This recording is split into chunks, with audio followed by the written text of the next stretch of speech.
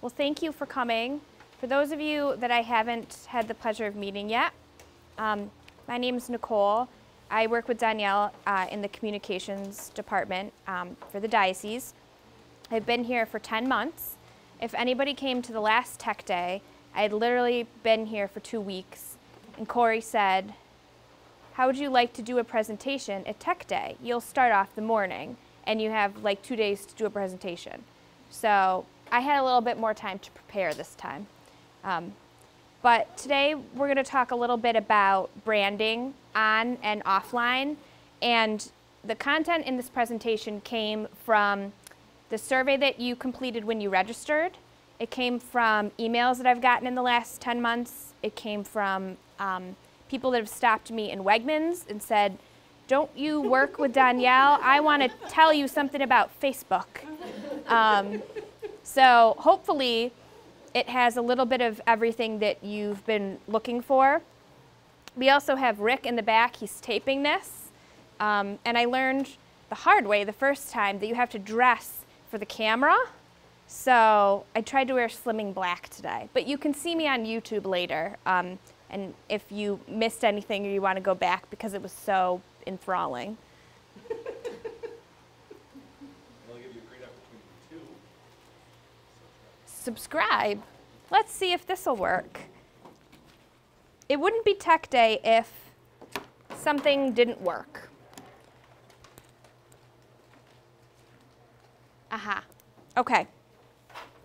So first, I wanted to connect with you because I do the social media for the diocese. So I am on Twitter at the Nicole Oss.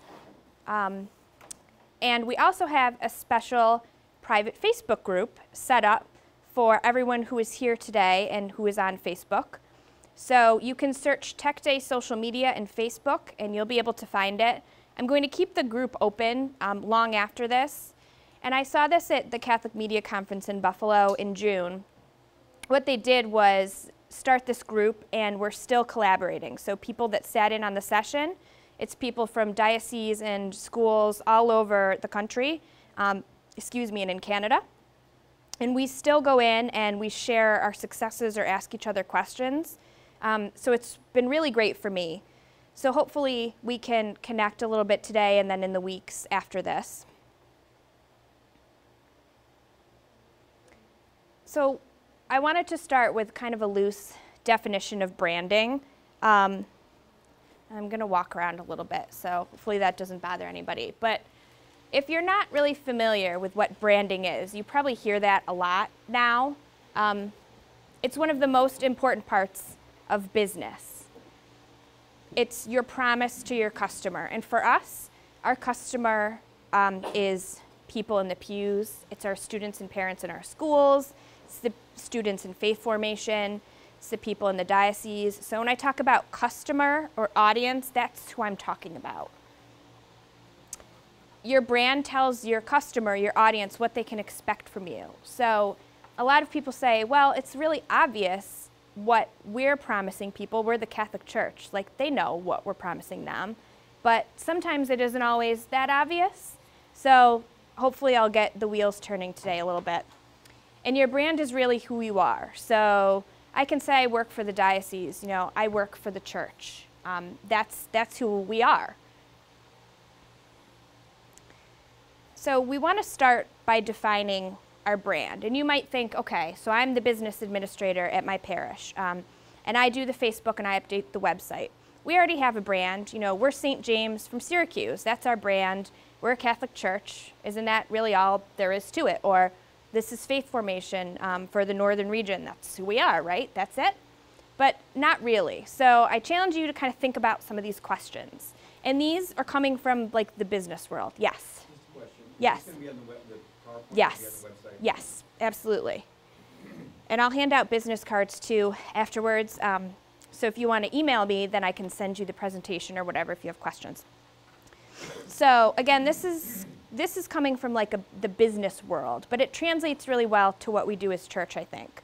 So the first thing you need to think about when you're thinking about your brand and how can I increase people's knowledge of what we do as a parish or what we do as a faith formation or what we do as a school or as a ministry, is what's our mission? So we have a mission for the Diocese of Syracuse. It's on our website. I'll try to pull it up if the internet will work before we leave here. So what is your mission? You're sharing the gospel. If you're faith formation, you're educating your students, but it's lifelong and ongoing. Right. I remembered that. There will be a quiz later, right? If you're a school, you're empowering kids in your school with knowledge and faith. You want them to become good stewards. You want them to become people who are service-minded. So think about that. And sometimes this is a discussion you might have with other people at your organization. What services do we offer? So again, even though this comes from the business world, you may not offer house painting or plumbing services, but you offer services like communion and fellowship and education. So you have to think about those things. What qualities do we want people to associate with us? We seem to focus a lot, or maybe people outside of church focus a lot on what the Catholic Church is doing wrong, or the mistakes we've made, or the negative stuff. But on the inside, we know what we do right and what our good qualities are. So thinking about what qualities, what adjectives do we want people to think about when they think about us as a school or a diocese or a church? What do people already think of us? It might be a mixed bag of things. Some people might think we're not inclusive. Some people might think something else. But what do we know that people on the inside think about that we need to share with people on the outside? And who are we affiliated with? So if you're a school or you're an office of faith formation, you're affiliated with the diocese. You're affiliated with the Roman Catholic Church as a whole. You can say, I'm affiliated with Pope Francis because we know he's a great digital evangelizer, and we'll talk about him a little bit more later. So you want to do your research. Look at what other dioceses are doing. Look at what other schools are doing. Look at what other faith formation programs are doing. That's where Danielle and I, when we have conversations, we often get our best ideas and kind of repurpose them and carry them and make them work for us from what other people are doing. And that's what we do as church. We try to share and collaborate. Understand your customer. Again, that's your people in the pews. Sometimes people will say to me, well, we asked our parishioners what they thought. And like that, it was groundbreaking because then they told us what they thought. And it might seem simple to ask like faith formation parents, like, what's working for you? What don't you like? What do the kids, how do they feel about this? That's something to talk about in your church or your group. Let people know your customer. Let them know that you value their needs and your wants. So beyond Sunday Mass or beyond faith formation classes or beyond what happens during the school day, when you're thinking about how you can market and brand your organization or your school or whatever you are, letting people know that we care about you and we are here to help you, to work with you. So those are all some things to think about when you're just getting started or if you're redefining who you are. So where do you start? It seems a little daunting, maybe, but then it seems very simple at the same time. So a logo. Almost every organization has a logo, right? It should be everywhere. So the diocesan logo, it's on our website, it's on Facebook, it's on Twitter, it's on our letterhead when we send out press releases. It's in some emails. It's everywhere. It's throughout the chancery. It's in parishes. You see it in bulletins. You see it on parish websites, etc. So the logo should go everywhere because that's what people, when they see it, they think about you. Brand messaging, we'll talk a little bit more about that in a minute. The integration of your brand, so just means consistency, tying everything together so that when I'm in the church, I know where I am and who you are, but when I'm outside of the church, I still know. Creating or refining a voice, because you as a school or you as a parish or as a faith formation program, you do have a voice. Might be a little bit different from the other parish down the road. So thinking about that. Developing a tagline, we'll talk about that. Being consistent, that kind of goes with integration, and then creating standards for your marketing materials, which is what we tried to do with our diocesan media kit, and we hope that kind of empowers other groups to do the same thing. So that logo is one of the most important things, I think. You can see our diocesan logo down here. When you see that, without even reading the words, you probably recognize exactly what that is. So it should go everywhere. The website, social media, in your bulletins, the printed one and the digital one if you have one, letterhead and envelopes, press releases, marketing and other promotional materials, advertisements that you do outside of church. And don't be afraid to maybe freshen up your logo. We've had some parishes, and other ministries, schools who've recently launched new websites, and it looks different. Maybe it feels different. Don't be afraid to do that. The diocese, we're in the process of updating our website.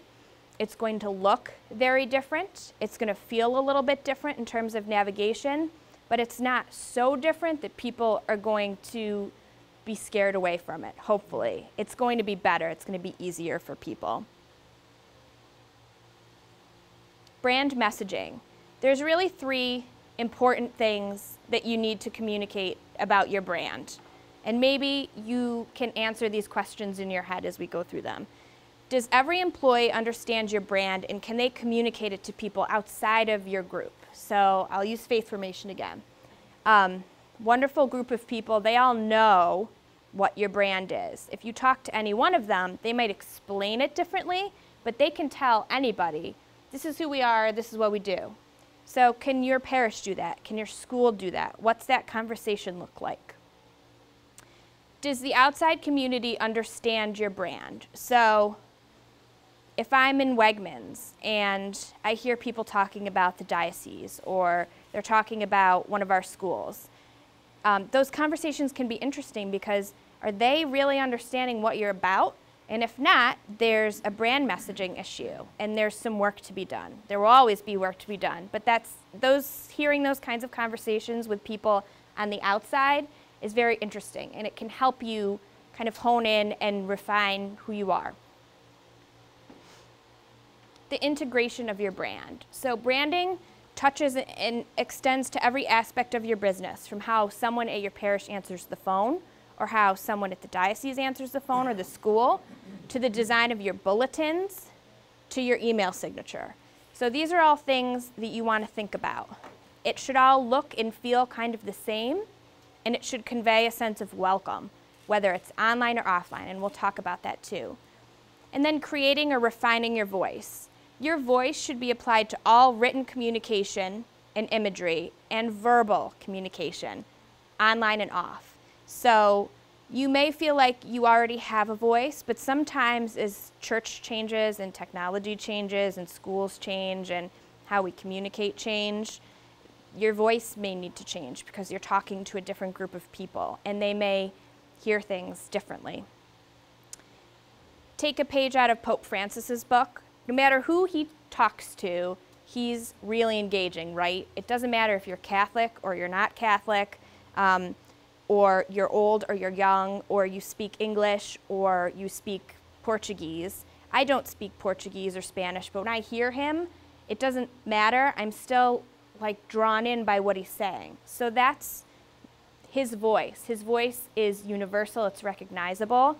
So that's something to think about. He's a great example as we talk about all this new type of evangelization.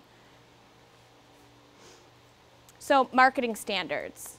Your marketing materials, online and off, should look very similar. And this is something you want to let everybody know in your organization so that everyone's kind of on the same page. All of the materials should have a consistent look. So your website, your social media, your letterheads, your bulletins, advertisements that you put out, etc., should all have the same feeling. You may want to create a template for press releases or for web pages or blog posts or whatever you have going on. The media kit will help you do that. Develop a set of standards and communicate these to employees and make sure that everybody is kind of following the rules and using those same standards. It doesn't have to be fancy. If you have kind of a simple logo right now and you're thinking, wow, I really need to create a new logo, I need new colors, I need letterhead, we don't have letterhead, it doesn't need to be something that you contract a design firm for. For example, you could go in and create a letterhead template in Microsoft Word, and that won't cost you any money. It just needs to be consistent. Developing a tagline. So do you have a memorable, concise, and meaningful statement on your website already or in your bulletin that tells people who we are? So I grew up going to St. Elizabeth Ann Seton in Beeville. And on the front of the bulletin, and I hope I get this right now, it said, live simply so that others may simply live. And I believe it's still on the bulletin. They go to Cathedral now. That I remember because that's always on the front of the bulletin. It's in the gathering space at church. So that's kind of like their tagline. And we'll see later there are some other parishes and schools who have a similar tagline. You want to put that tagline wherever your logo goes. So people will see one and the other will be synonymous with it. If they see the logo, they'll think, oh, live simply so that others may simply live. I know where that is. That's St. Elizabeth's in Beeville. Consistency. Consistent strategic branding leads to really strong brand equity. And that sounds really businessy, but all that means is if you're consistent, people will always know who you are and what you're about. All aspects of your business should be included in your branding, so visual and non-visual, on and offline, web and print, because now we can't get away with just doing things in print, right? Everybody's looking for things on the web. So we'll talk a little bit about online branding now, website and social media. And I want to give you some statistics, and I can't see from that angle, so I'm going to come over here. So 1 in 10 parishioners visit their parish website at least once a month. 23% of weekly attendees check the website before they go to Mass. And 61% of active Catholics say that their parish website is really important in choosing where to attend Mass. So something to think about for sure. How many of you have a parish website or work on the website wherever you are? Okay, so a good number of people. So your website now is your brand's first impression, right? Maybe it used to be the woman that answered the phone at church. But now people don't go in the yellow pages, look up the parish, and call. They just go online. So the way that they get to you is changing, and how they see you first is changing. Your website is there to provide information. That's probably the most important thing. That information includes how to contact you, the name of your pastor or the principal at your school, the physical address. That's something that people say to me a lot. So our physical address is different than our mailing address. We have our mailing address online, but then people put it in the GPS and they arrive at someone's house. What should we do? It's really awkward. Physical address is pretty important if you're a place where people go. Answers to frequently asked questions, schedules, masses, sacraments, other classes, other events, and forms, whether it's a new parishioner registration, sign-up forms for volunteers, photo release forms at school, whatever it may be. So there's some best practices that we want to share with you, and this information is in the media kit too. You want to be welcoming. So your website should convey that same feeling of Catholic welcome and community that your physical church building does. And a lot of the time people may not think of this.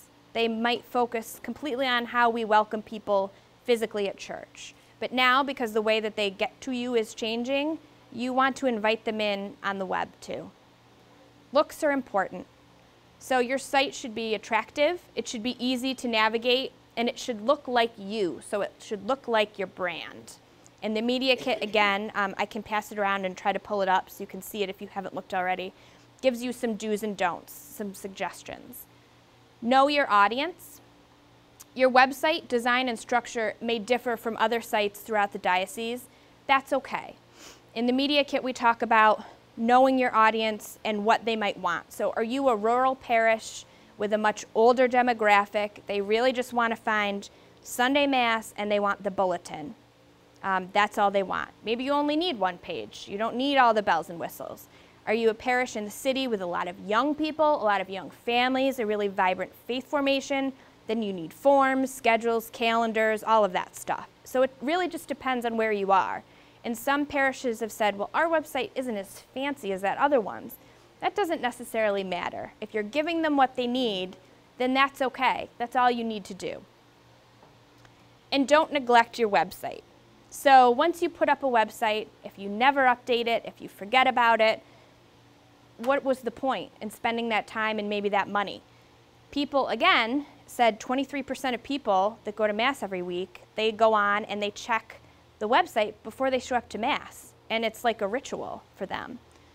So maintain your website regularly. Make sure the events are up to date. Did your phone number change and you forgot to update it? Did the pastor's email change? Did someone retire and now there's a new secretary? Those are the things that you want to update regularly. Some things to avoid, and this is based on a lot of comments from people. I was a freelance web designer for a long time, so I got a lot of comments from people then. People in the pews have said, this is what I like, this is what I don't like, and then a lot of market research. So background music, I forget the exact percentage, but there's a large percentage of people who will go to a website, if they hear the music, they either panic and they don't know where it's coming from.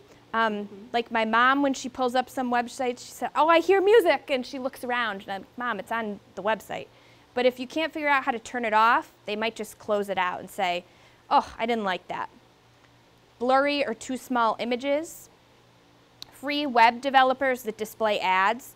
So if you're going to create a free website, make sure it's one that doesn't post advertisements that could potentially be against Catholic teaching. Google AdWords. Google AdWords is a little bit higher level, but if you do use Google AdWords, you have to be very careful because, again, it can post ads that you have no control over that might be pornographic in nature, they might be inappropriate, and we've heard of parishes before that didn't know that that was happening because you may not know. When you log on, the ad is like for the bakery down the street, and when so-and-so's mom logs in, it's something not so wholesome. So avoiding that, or at least understanding those programs enough that you can control the content that appears on your site.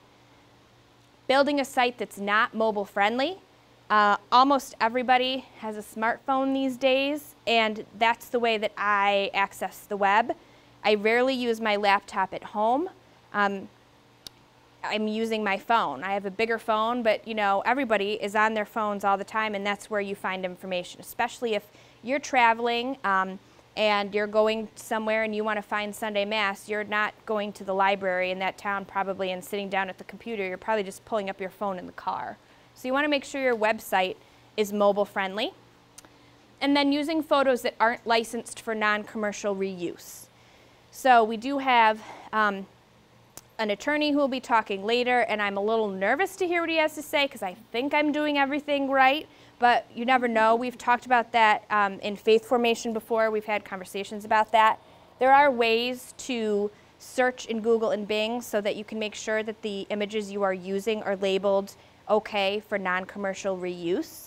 That's what I use if I'm searching. Pinterest is another safe place. In the media kit, there's some more suggestions for that.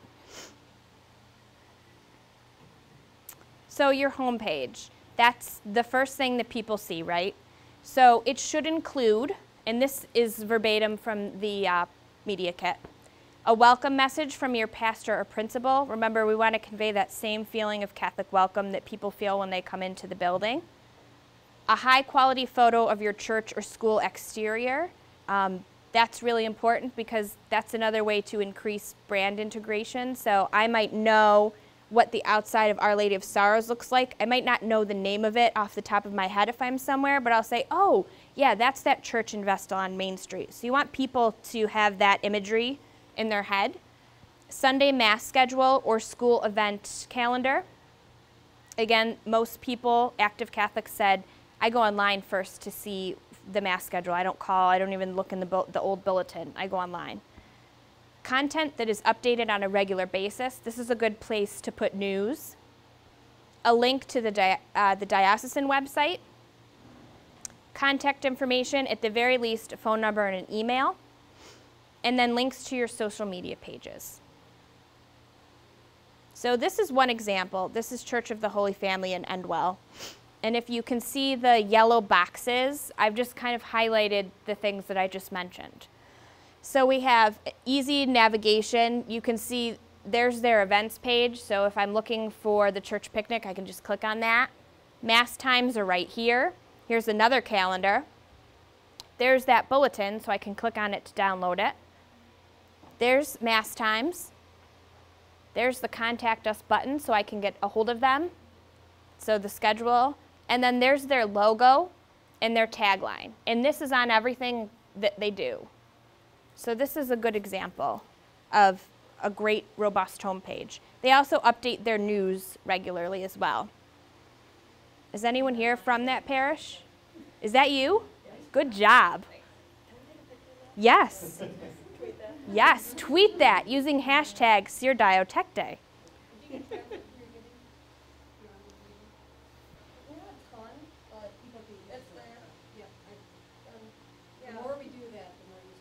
Yeah. Yeah, I mean, we have a lot of people who are still stuck with the envelopes, but like I'm one who I hate trying to remember an envelope, so it's like, let's just do a regular. Yeah. So clear. Well, good work. So the About Us page, it should be about you, obviously. Parish history, people really like that aspect of things. They want to know, when did the parish start? When was the church building built? Who are the other priests that have been there? The size of your parish community and demographics, if you're able to access them. Your mission statement, again, just another way that you're driving that point about who you are home. Links to other pages on your site, so this great navigation that we just talked about. You may want to link to the staff directory, because that's a page that a lot of people say when I go to the church website or the school website, I'm looking for staff, I'm looking for people. The pastor's blog, if you have one. A photo gallery, because people love to see photos of what's happening.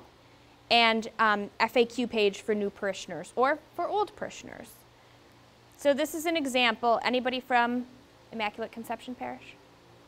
Okay. This is a good example of a really simple About Us page. So we see a beautiful picture, the name of the parish. We are a parish of the Roman Catholic Diocese of Syracuse, New York. Oh, okay.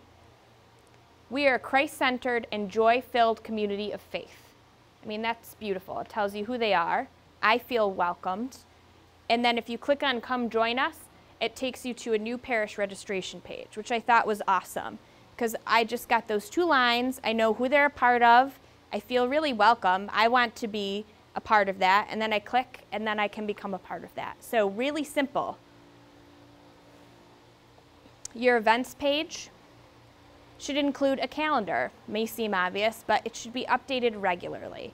If you see a website, I forget what I was looking at, but it was this week I was looking for something, and I found the events calendar, and it hasn't been updated like since December, I think. So I thought, what is the point of that? Now, I still don't know what I'm looking for. I can't find it. It could have a link to the diocesan events calendar. Is everyone familiar with our events calendar? Okay. Many website platforms will allow you to integrate a Google Calendar into the web design. It's really easy to update, because you just go into your Gmail address or your email address from the diocese, your SearDio or your seardiocese.org.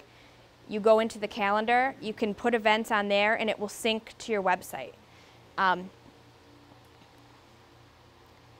this look familiar? It's your events calendar. This is a Google Calendar, as you can see in the bottom. If I click on Vacation Bible School, a little box pops up, and it gives me details about the event. This is something that I assume you control through your Gmail. So if you already have Gmail, this is something that Corey or anyone in the IT department or myself can help you set up on your website. It may be the easiest way for you. Other web platforms may have a calendar option for you. I found it's the easiest way, because the different web platforms are constantly changing. Yeah. And don't necessarily allow you to input recurring events. Right. Yeah. And then people who are high-powered Gmail users can just add that calendar to their own Google Calendar, so it'll integrate with all of their own stuff. You'll recognize this too. So pages for your ministries, faith formation programs, academic programs that you might have at your school. It's a good idea, and research has shown that people respond better to lists that are in alphabetical order. Just makes sense. So you may want to list your ministries or your programs in alphabetical order. A brief description of the ministry and contact information. So you can see here, this is the funeral luncheon ministry. So it says about us, this is what we do. We provide meals. Here's our contact information. And then there's a picture. It's super simple, but it works. It's very effective. So a frequently asked questions page. It should include answers to the most commonly asked questions. So if you work in a parish, for example, some of the questions that I hear that you get the most is, how do I reserve the church for a wedding? How do I get my baptismal certificate? Someone passed away, how do I schedule a funeral? I'm new in town, I want to join the church community. So questions like that, they may be different at every parish. It's not a bad thing. They may be different at every school. They may be different for faith formation programs. But it's really nice to have answers to those questions that will also save you a lot of time. If people can find the answer to their question online, they may not have to call you and ask you for an answer. They'll have it and they'll say, okay, I can move on to the next thing that I need to do.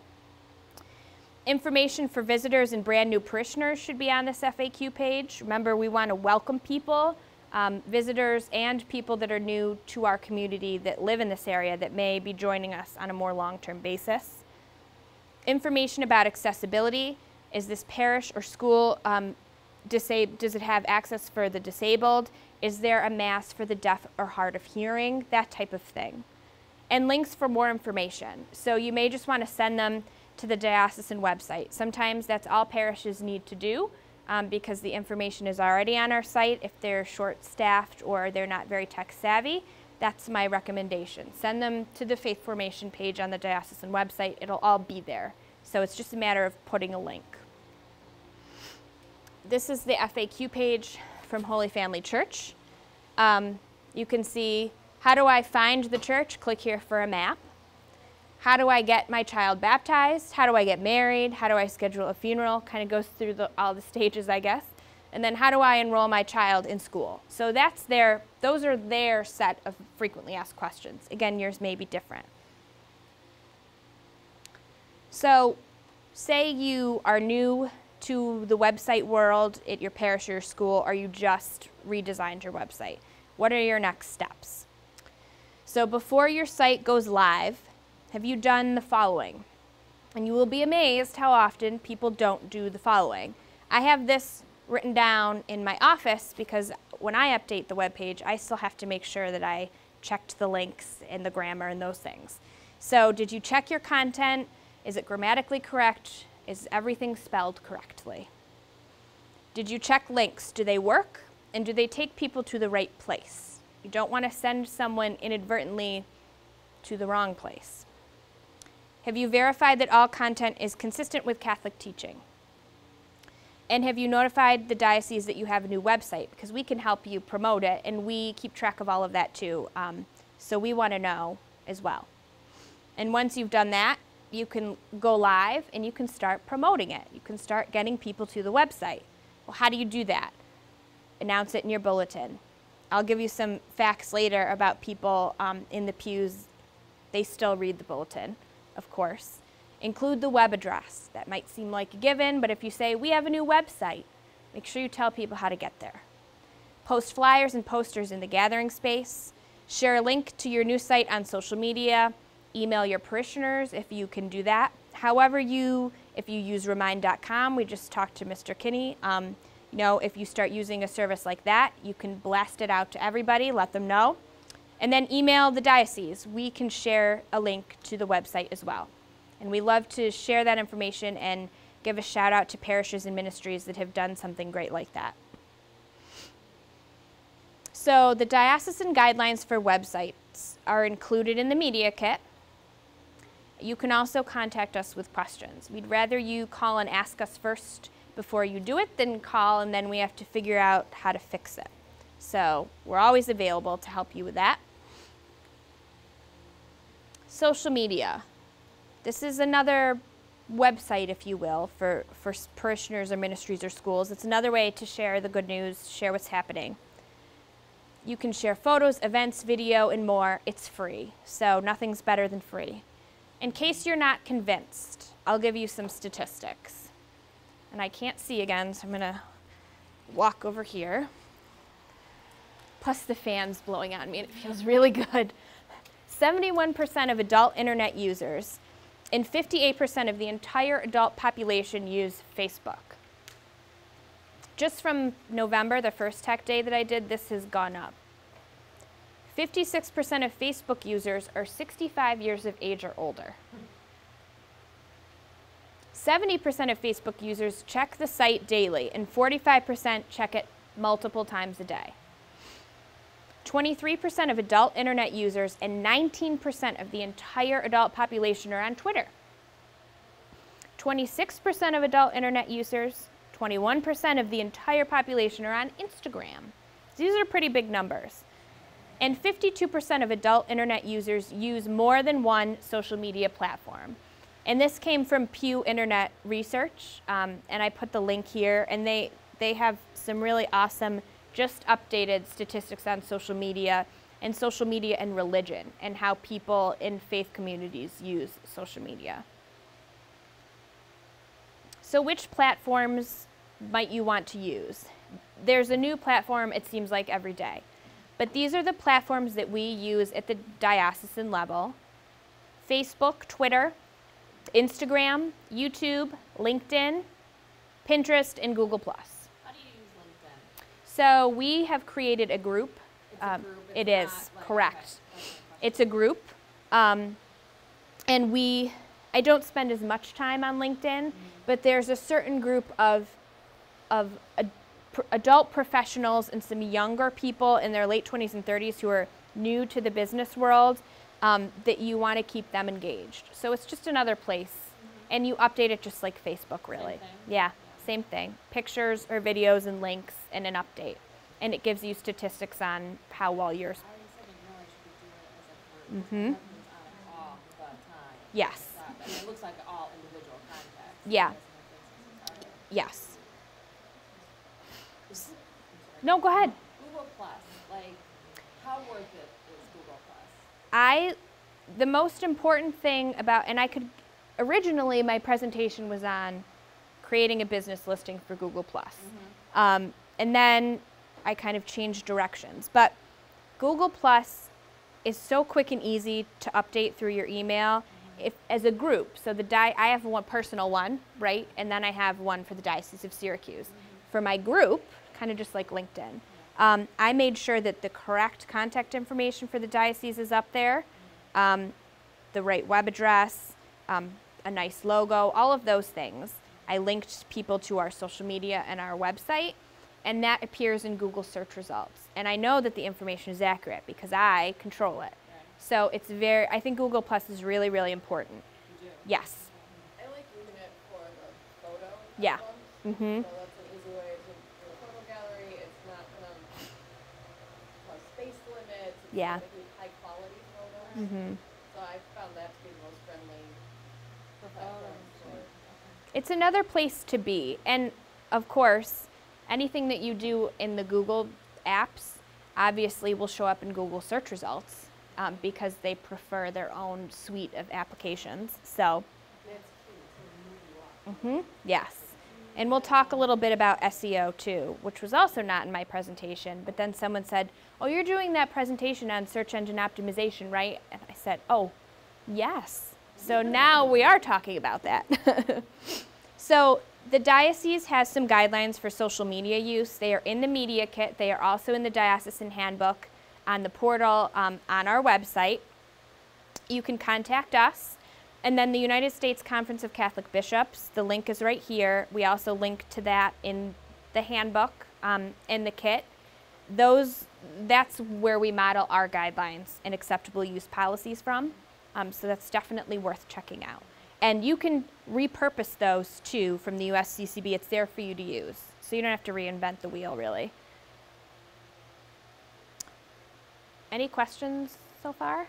We good? I only have a little bit of time, but has everyone heard of SEO or search engine optimization? Is that something you've heard before? Okay. So I'm just going to give the basics in 10 easy steps. So what is it? In layman's terms, it's the process of maximizing the number of visitors that come to your website or a page on your website by ensuring that the site ranks high in the list of results that you get in Google, for example. Make sense? So there's 10 kind of easy steps. Some may involve help from a webmaster, someone who can do coding or HTML, but you don't necessarily have to do those, but the rest of them are pretty easy. The first is setting it up. So does anyone use Google Analytics here? Yeah, super easy to use, right? I have a background in Google Analytics, so I get a little higher level into the reports, but it's super easy for anybody. Anybody in here could use it. It's free. You can set it up while your website's being built. And you can also set up a Google Webmaster Tools account as well if you want. You don't need it. These are things that I can help you with, or Corey can help you with, or you can Google it, and you can Google it, and Google will give you a how-to. It's very, very easy to set things up. But the analytics are going to tell you how many people came to your website. How did they get there? Where did they go in your website? Did they go from the home page to the funeral luncheon ministry page? How long did they hang out on your site? When and where did they leave from your website, and did they ever come back? These are the things that I pay the most attention to when I look at the analytics for the diocesan website. There's a million other parameters and reports that I could look at. But really, at the end of the day, all I care about is how many people are coming to the site, are they coming back, and where are they going? Because the most visited pages on our site, and this is pretty universal, homepage, contact us, job opportunities. That's where people go. And then they come back and go to the same places. So you'll start to see what's happening on your site. Doing a site audit. Is your website in compliance with the rules of Google and other search engines? And all this really means is if you're not compliant, your site maybe isn't showing up to people who are searching for you. And that's a detriment to you as a business, really, because you are a business. The Moz Site Audit Checklist, it's a link, so when I send this to you, you can click on it. Really easy to use. It just gives you I think there's 30 steps, but really the first 10 maybe you want to pay attention to. It asks questions like, does your website have an easy to type in URL? If not, maybe people are having trouble getting there. Do you have a contact us page? It asks you questions like that. It'll tell you how many pages are being found by Google and how many pages Google likes. It'll tell you where your homepage ranks in search results. So if I search for Diocese of Syracuse and our homepage doesn't come up, I have a problem. Are your pages mobile friendly? It will tell you if people can easily see your pages when they are looking on a smartphone or an iPad. And it will tell you if your content is optimized, which means is it easy to read and is it well written.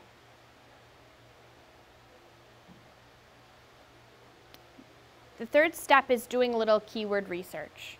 So does the content on your website contain the right keywords that people are searching for and that will get you found? So right off the top of your head, you can probably think of at least 3 to 5 keywords that people might use when searching for you. So Catholic, church, Syracuse, New York, whatever it may be. So it's not really hard to come up with those keywords, but if you use Google Trends, Webmaster Tools, or Google Suggest, they're all free. You can just Google the name of them and Google will give it to you. But you can find some really great keywords and you'll want to start inserting them into the content that you write so that you're found. Really easy concept. And doing some keyword research is going to tell you if your content that's already on your site includes the keywords that people use when they're searching for you. This is a process that really never ends.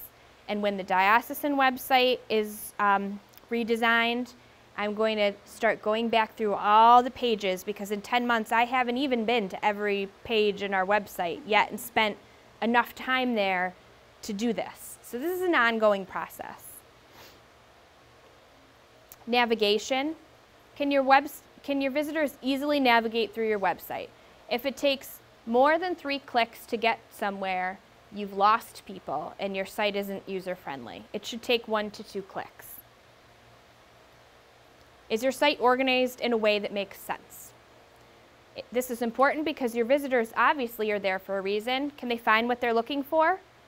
Google, as a search engine, ranks on user experience. So SEO used to be really involved, and you would have to do all this stuff called link building and spamming and white hat and all these funny, nerdy things. But now all Google cares about is your site user-friendly, and are people visiting it and having a good experience? So that's the most important thing. The content that you have on your page, is it relevant? Is it quality? Is it timely? This is important because Google is ranking on content that is not overly optimized, meaning it's simple, it's to the point, and it offers a good user experience. Because you want people to keep coming back. You don't build a website so they come once and never come back, right? You want them to keep coming back. So the next few things are kind of higher level that you may need a web designer, or maybe there's someone, I guarantee you there's someone in your parish or school that can code as a web designer, whatever, that can help you with these things. Meta tags, if you've ever searched in Google, you know that description that comes up about a web page? So it might say Northern Region Faith Formation. Then there's a description underneath it that tells you what it is. That's a meta tag. But that happens on like the back end of the website. That's how we feed you that description. So again, this might be a task for a web designer, but these are important because they help web users determine which result they want to click on. They provide that call to action, and they go hand in hand with the keywords and the on-page content. Coding.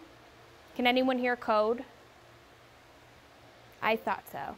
You can actually Google, if you've heard of Khan Academy, K-H-A-N, they are Sal Khan. He's incredible. I watch his YouTube instructional videos all the time, from like changing a tire to coding. If you have time, it's just the coolest thing. You can learn to do anything. So you can learn to code. Anybody here could do it.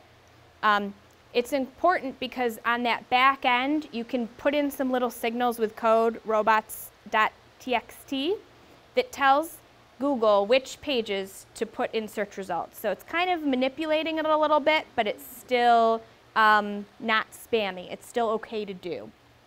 It's important because it'll tell Google or Bing or Yahoo, wherever, this is where you should go. It's not mandatory, but it's certainly helpful if you have somebody who can do it for you. A sitemap. A lot of websites you might see, you know, when you visit a website, it might say sitemap on the bottom. The diocesan website does. The sitemap is on the back end of things. It's the most reliable way to lead search engines and visitors through your content. So you may need a web designer to do it, but it helps the search engine display the most relevant page on your site in search results. So if someone's searching for Diocese of Syracuse Youth and Young Adult Ministry, I don't want the schools page to show up. I want the Youth and Young Adult Ministry page to show up, and this is how we make it happen. And it helps all of your content to be found.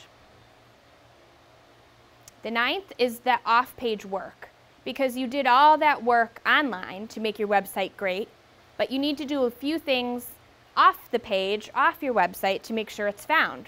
Sharing on social media is just one example of that. It's important because you want to drive people to your website. So you have a new page for a ministry on your parish website, share the link on your Facebook page. Sometimes that's the best way to get people to the new page. And it tells Google that your site is social and that things are happening.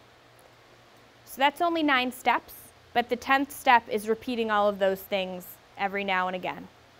So you spent money on your website and people devoted time, especially if you have volunteers or something. You want it to be found and to be valuable. These are some resources to get you started.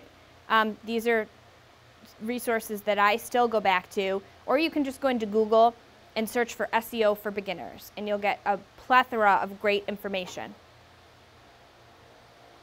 I'll give you a few more statistics before we go. Catholics spend 3 hours online every day. Nearly 3 million of them follow Catholic blogs. So a blog is something to consider, especially if you have great writers that you can work with. Over 80% of Catholics under the age of 30, which is a group that we are really trying to draw back in, right? They use social media.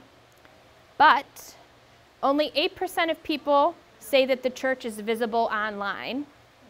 64% of Catholics say that the church hasn't done a really great job of establishing an online presence. And 43% of Catholic internet users say, all I am looking for is Mass times. So that should tell you something. A few final thoughts on branding. I talked about this in the beginning, but we don't always talk about what we're doing right as church. We hear people talking about this scandal or this happened or whatever, but we're charitable. We're educating our children, we're strengthening families, we're doing amazing things.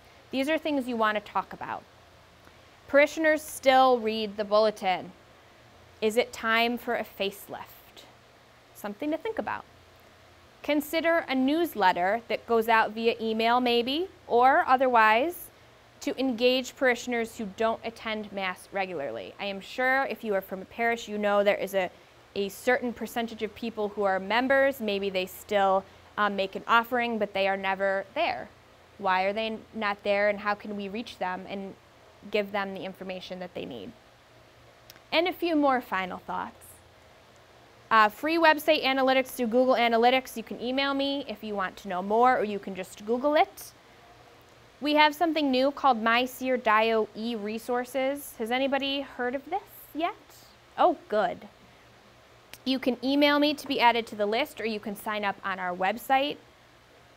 And the diocese is always here to help you. So whether you're a big parish or a little parish or a school or a faith formation group or whoever you are, we want to help you with this branding and with your online presence, so feel free to reach out to us.